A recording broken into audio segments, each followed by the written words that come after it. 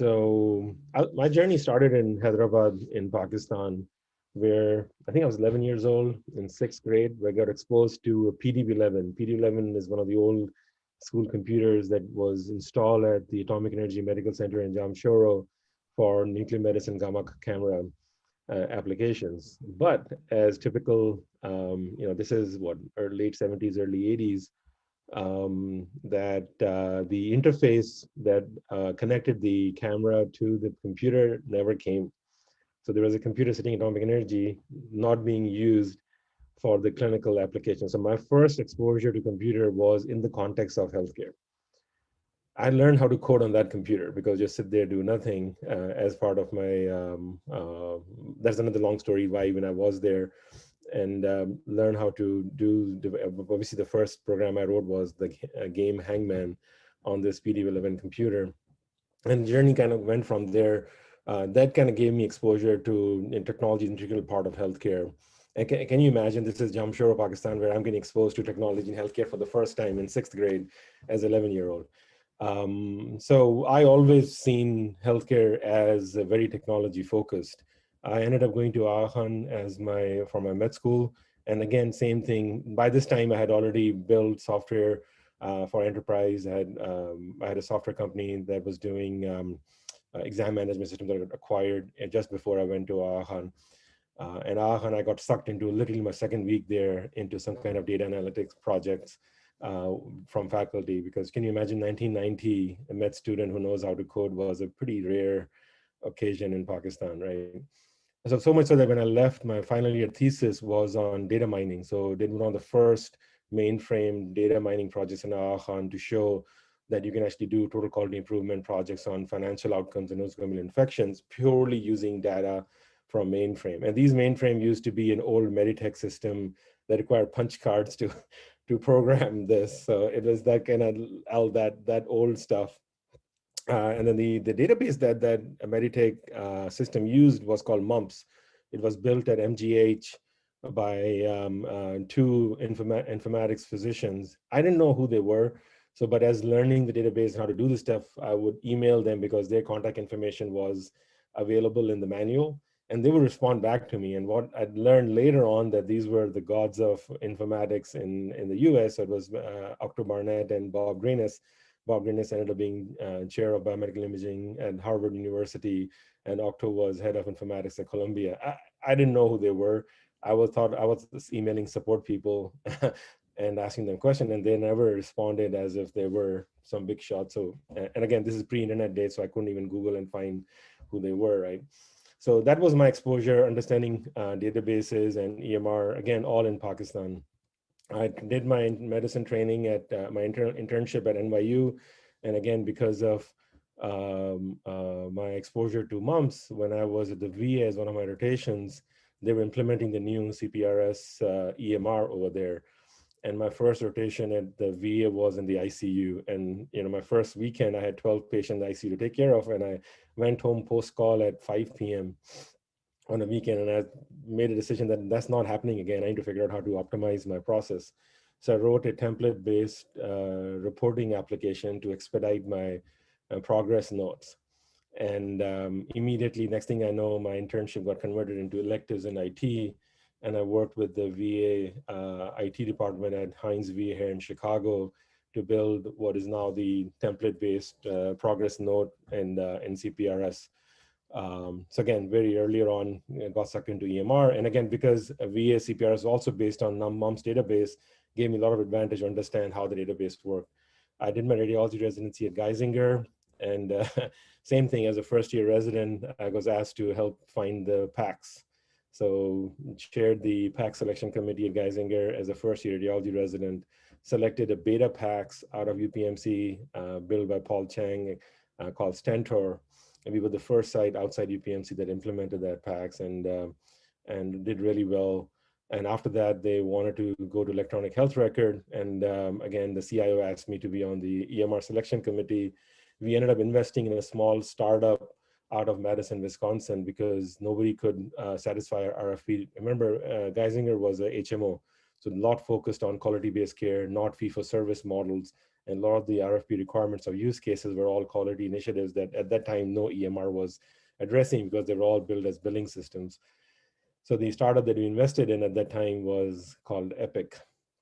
And the rest, you know how that happened, right? And again, Epic was also based on MUM's database, so it gave me a huge advantage, really understanding how the system is integrated, and a lot of work with the engineering team to make that work. I then decided, by this time, you know, I was doing, my focus was on cardiac MR as my main clinical specialty. Again, I was focusing mostly on pediatric cardiac MR at that time, and I thought that's what I'm going to do as my clinical career. But then I think my wife convinced me, there are only 7 people in the world who care about your cardiac MR research. But this IT committee meeting you go to and everybody sings your song, so why are you resisting career in that? Because as you see from a journey, right, I never thought in informatics as my career in the early days. So I finally gave in, and I thought that there needs to be some kind of training program in informatics. I also had what we call now the imposter syndrome, that didn't think I've gone through, you know, undergrad education or college education on computer science, so I probably don't know anything. So convinced the chair at University of Maryland to start the first imaging informatics training program. And he said, I'll start it if you come and run it. So instead of doing a fellowship, I ended up starting a fellowship at University of Maryland in combination with the Baltimore VA. The claim to fame in Baltimore VA is that that was the world's first filmless hospital. That when it opened the doors in 1992, it did not have a film library. As I said, can create country's first informatics training program. A lot of tech transfer happened out of that. A lot of startups came out of it. One of them that I led was initially called Yada Look. It was a natural language processing based startup that then renamed as Montage and then sold to Nuance Communication. Then got recruited by Hopkins to build the Center for Biomedical Imaging Informatics and Center for Technology Innovation, as well as the Software Tech Transfer Office at Johns Hopkins. So did that with more than 40 million in annual tech transfer that happened at Hopkins. And at this time, we did some very interesting work in AI, and I got recruited then by Microsoft to come and start the medical imaging efforts as well as the machine learning AI efforts in 2007-8 timeframe. And I'll come back and show what we did at Microsoft. I left Microsoft in 2012 to start my next company called Higi. It's a medical kiosk that you see in grocery stores and pharmacies in North America. Scaled that company to about 11,000 of these devices deployed in retail pharmacies and health systems with over 70 million patients on the PHR, and exited that in 2018. Then a bunch of my former colleagues from Microsoft decided to start a data AI company. So I'm chairman of that company and got on a bunch of boards and started doing some investing. And then in 2019, I got approached by Dr. Jonathan Rothberg, who was starting this crazy idea of getting an MRI scanner to the patient's bedside, and joined Hyperfine as the chief medical officer and chief strategy officer to help get the device through regulatory process and commercialize it. So as you can see, you know, I've done a lot of different things. So what I'll do is I'll walk you through just one aspect of it, how things evolve, right? So I've always had this thought process that, you know, GPS has changed how we look at data, right? Just imagine if you had Excel spreadsheets every morning with road traffic data, with each street and the speed, and you had to figure out which, you know, what route to take to work. You would have no idea. You would not be able to do this. But guess what? In healthcare, we do in healthcare. That's what we do, right?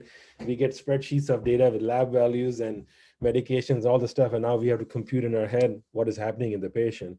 And we have this vision that if you can represent the data in a more of a GPS manner on a human body, aka medical images, you can probably have a better understanding of and correlation understanding of what is happening in the body. So we started this work on machine learning in 2003 to automatically classify CT scans based on anatomic regions, so you can represent data based on that.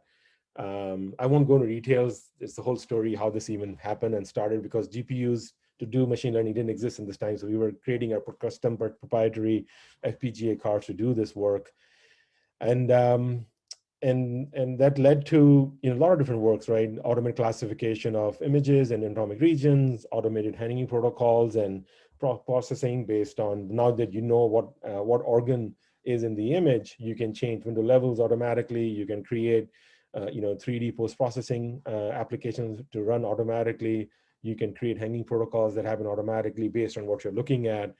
And then we went even further, like, can we classify disease directly? So this was work to classify a meniscal injury and on EMRs with high probability. As you can see, here's just one of the prototypes that we had done using machine learning to classify images and be able to represent that in an appropriate manner. So these are early deep perceptron networks. This is before neural networks were the hype, right? This was all based on SVM, regression forests, and deep perceptron networks. Those are the early versions of networks that existed at that time. So when I got into Microsoft, one of the projects we had was to how do you create photorealistic 3D imaging, right? This is used to be how images look like, right? And if you talk about 2008 timeframe, 3D data looked like that, looked nice. We thought it was great, but it didn't represent how, if you open the patient up, during surgery, how do the organs look like? And taking advantage of the Xbox team and some of the Microsoft research folks that were working on photorealistic, scenes in movies and in games, like how do we take advantage of all this amazing 3D stuff that is happening and bring into healthcare? And how do we do it in a manner that is very high performing, does not require, gigantic, workstation to do this? How do you do it through the web? And that led to creating the GPU-based volume rendering. And we really had to start from scratch. So Toby Sharp on my team rewrote the codec that is used to program GPUs. So NVIDIA had just come out with a Tesla card, and he, just to get the rendering to work really, really, really fast, rewrote the whole thing, what is called assembly language, basically is ones and zeros. And so this is now a prototype from 2009. 12 years ago, and just look at the frame rate on how, if I can play it. And this is, I'm showing this sitting in Washington, DC, if it plays, where data set is sitting in Cambridge, UK. So this thing is doing 30 frames per second, 3D, 60 frames per second across the ocean, across the Atlantic Ocean, in real time, right? So this is all running in a browser on my computer, whereas the data set and the cloud, the infrastructure GPU is sitting in UK. And that was the whole idea. How do you do photorealistic 3D? By learning how to reprogram a GPU, we decided, like, hey, how do we now expedite our machine learning? Can we take advantage of GPU to do that stuff? So this is what the conclusion was, the 3D ray casting based 3D photorealistic 3D that we did. We ended up actually this became part of Xbox's arsenal, and I think Siemens licensed a lot of the technology from Microsoft for their photorealistic 3D. What do they call? Cinematic 3D is what they call it. So it was all the work that was done at Microsoft to improve medical imaging around that.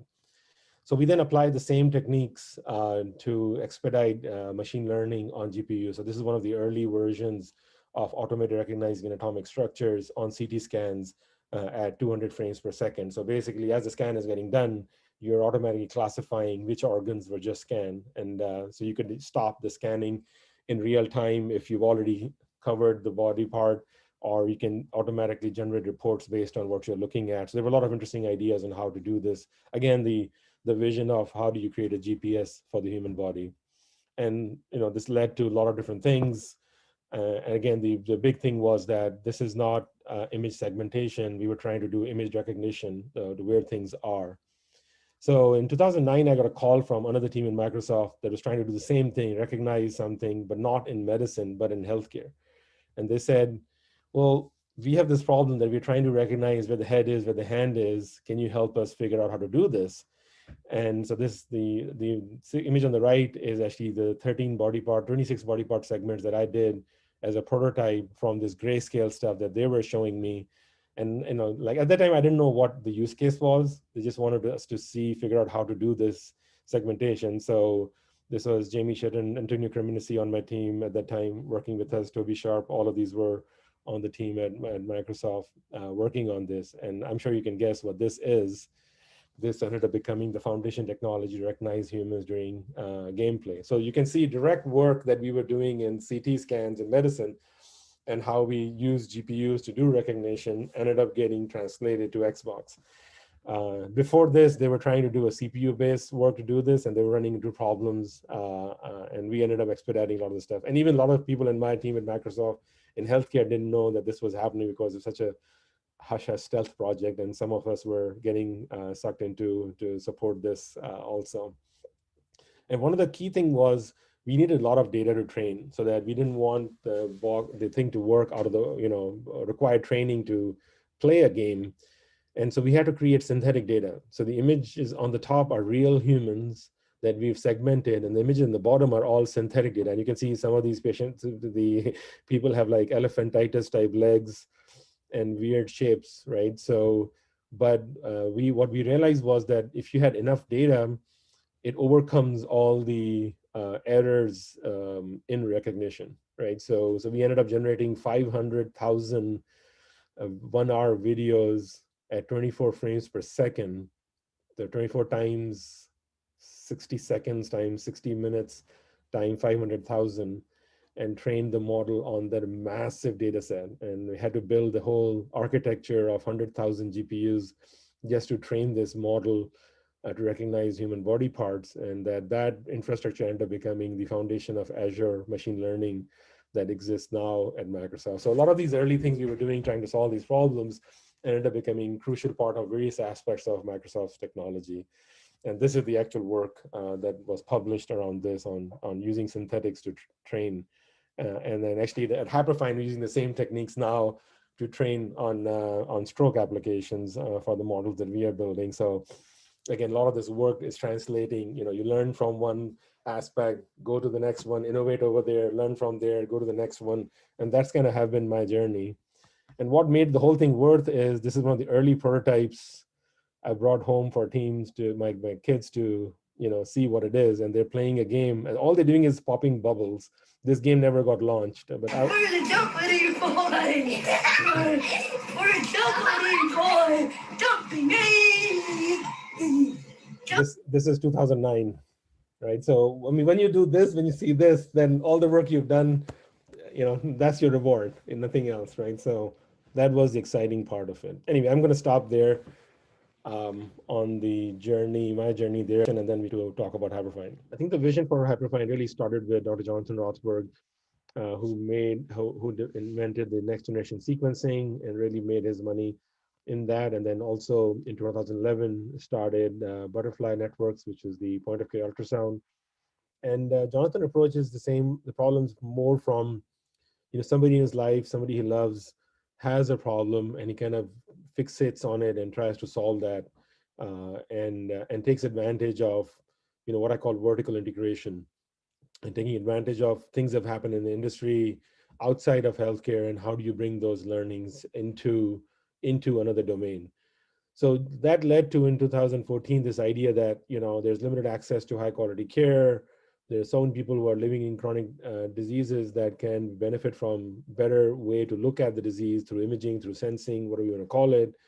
And then just 2/3 of the world just doesn't have access to imaging, being able to monitor continuously and do intervene. And all these things are large, expensive, require expensive installations, requires experts to use it, and a lot of training, and then are only available in specialized centers. And then that is kind of what the vision was.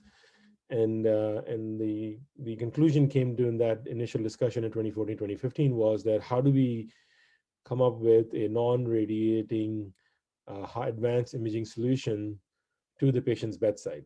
So if you look at MR 1.0, these were permanent magnets, low field, started in the late 70s and the 80s. And then in 1986, Picker, which became GE, eventually commissioned the first superconducting magnet, 1.5 Tesla. And then all the research in the ultra low field completely stopped, and people start focusing on high field to get imaging. So these machines got bigger, require special rooms, special HVAC units, and a lot of the other issues that are with advanced imaging. And then people kind of completely forgot about low frequent field strength MR for a long time. I think almost like 2015, where the interest in that again started. And then so what we call now MR 3.0 is bringing that MR capability with advantages of 40 million increase in compute power, 20 million increase in macroelectronics and material science and signal processing and all that stuff that has happened over 3 decades or 4 decades, and bring that into to the patient's bedside. So we've released our first portable MRI scanners, FDA cleared, in clinical use today. We just keep deploying. If you're following us on social media, you can see, pretty much weekly, we are deploying new devices everywhere for clinical use. Um, and then we had to really think through from scratch, right? I mean, we had to really think through how to think about a device that can be affordable, that can be portable. So the first thing we had to figure out is, how do we address the requirement for Faraday cage for an MR scanner? Like, how do you remove that? And the reason for Faraday cage is because there's so much RF and electromagnetic radio frequency noise in the environment. And that's what you're trying to shield for, so you can detect the subtle signal that comes from the hydrogen atoms in the body, like in water molecules, basically, in your body. And so we invented noise canceling technology. The way your headphones have noise canceling, we have noise canceling technology that cancels out all the environmental noise. So the monitor in the room, the respirator, the ventilator in the room, all the other gadgets and metal does not cause any interference. And MR is very sensitive to temperature. So we had to figure out, how do we measure ambient temperature and correct for that as we are doing imaging. The second biggest problem we had to solve is, how do you build a magnet, right? So typically, because MR is a low volume device, people make magnets by hand, and it takes 6 months to make one magnet. And if you import them or you manufacture them somewhere else, the transport cost to secure the magnet and all the safety that goes with it just becomes really, really hard. So we decided, like, okay, fine, what if we didn't import the magnet, and we actually create an assembly robot that assembled it on the assembly line, so we are not importing raw magnets. So this is what you're seeing right now. So the blocks are the raw ore converted into blocks that get shipped in a box, right? So they aren't magnets, they're just metal. So no need to do any kind of safety transport of this stuff. And then the thing that is hanging from the ceiling here, this is the two robotic arms here. This one magnetizes, and this one is the big one that essentially cures the magnet on a plate for the magnet that builds. So we reduce the manufacturing time from 6 months to 6 hours. And that's how we can reduce the cost, 20 times reduction in cost of manufacturing magnet, and then speed in manufacturing also. So we not only did we invent the technology to do the scanner, but also the technology to build the whole machining and the tooling and manufacturing process. We had to reinvent that. I mean, that's how Tesla has evolved, right? It's not just building electric car, it's also manufacturing of electric car is also what's led to it. And what it enables is scenarios like this, where you can bring the MRI to the patient anywhere, no issues with electronics, IV pumps in the rooms. The image on the left is the North Shore University Hospital. Is the first COVID deployment we did in April of last year. This is a Neuro ICU. Patient was a COVID positive patient, had altered mental status changes, and they couldn't figure out what to do with it. And when this scan was done, there were 110 patients on ventilators, and they didn't have a transport ventilator to take a patient down to radiology, and plus risk of COVID and all the other stuff. So this was being used over there. Image in the middle is in the ER at Yale. I mean, look at all the room electronics and metal in the room. That physician with the iPad is controlling the scanner. It talks wirelessly to the scanner. That's where the console is. Console is an iPad. And by redoing the magnet, using a permanent magnet, and redesigning the gradient coils, we've reduced the power requirement to something similar to a coffee maker or a blender, right? You can literally plug it into any wall outlet you want. And we also had to rethink how the user interface works, right? So we had to make it really simple, because this could be used by radiology techs and MR techs. It could be used by a community worker in sub-Saharan Africa and community center, right? So we had to think through, how would somebody do it? So it's a single button scanning. The scanner figures out where the patient's head is. You just hit play and does all the 3D sequencing on its own. You don't have to go plan the sequence. It has all auto alignment. It has motion detection capabilities, so to generate diagnostic quality images every single time. And because it's wirelessly connected, data goes immediately to a physician's phone so they can interact with it. We also do what is called progressive rendering. So as scan is happening, as case space is getting filled in, we're generating images. So even though the scan time can be 5 minutes to 10 minutes, but you are seeing images within minute, 2 minutes of scan starting. And then, we have AI application through the cloud to help with, assist in diagnosis, as well as viewing capability through a browser-based PACS. And obviously, we connect to local hospital PACS also. Our first clearances for neuro applications, so we do T1, T2, FLAIR, and DWI with ADC map. We also have our AI application cleared through FDA that does volumetrics, so volumetrics of the ventricles, the brain, midline shift, and things like that automatically. And we are working on a lot more things in the future. We are active trials going on for other body parts. So for C-spine, for extremities, upper and lower extremities. We have trials going on contrast agents. So dedicated contrast agents for our device is not cleared through FDA yet, but we're looking at different contrast agents, including ferumoxytol, spion agents, and higher laxivity gadolinium for those applications. And we are also trials going on for intervention. Because of our low field strength, we don't have those issues that you see with metal going inside MR environment. Right here, you can see the needle very clearly going through a lesion in this phantom example here. And just imagine opening up image-guided, procedures on the patient's bedside. And you can have a scanner right at the bedside and be able to do procedures with image guidance right at the bedside. We see Hyperfine as an ecosystem, not just a device. We'll keep building new devices for intraoperative use, emergency use, screening applications. We'll keep supporting them with AI applications to better image quality, reduce imaging time, image guidance, even disease detection. And then we'll have consumables such as contrast agents and procedure kits to be able to do image guidance intervention in the long term. So we think of ourselves as solving the entire ecosystem of care continuum, from monitoring to sensing to diagnosis to therapy. And MR is just our first forte in the vision of where we are. I don't know if you have time to go through some clinical cases, or should I stop? If you have time, sir, feel free to go ahead. Right, so we will record it, put it up for all the people to consume later. Sure. So I'm going to start the story in Blantyre, Malawi. It's one of the sites that has one of our scanners. And this is Dr. Terry Taylor, who runs the Blantyre Malaria Project. They had a GE MR scanner that broke down 2 years ago, and they just couldn't get parts or anything to repair it. And they were really desperate for getting more scanners. So this is an Mercy James Institute, where they're running this cerebral malaria program. And our scanner was delivered to them on March 11th. And here's her tweet that they scanned the first patient 4 hours after they uncrated it. Nobody from Hyperfine went with the scanner. So we trained them all remotely, and then Dr. Taylor's team uncrated it, and we're scanning patient and saving lives 4 hours after the crate arriving. This is unheard of, even in the US, to be able to do imaging this fast for an MR scanner. So here's a story of 13-year-old Malawian boy who presented to hospital with acute, profound, decrease in consciousness. Obviously, this is a malaria clinic, right? So they were concerned about cerebral malaria. And here are what the images are. I'm not sure if Dr. Sarvat wants to comment, or somebody wants to comment what this is. Again, 13-year-old boy with hyperintensities, mostly in the posterior portion of the brain. So this is non-cerebral malaria, right? This is Press syndrome.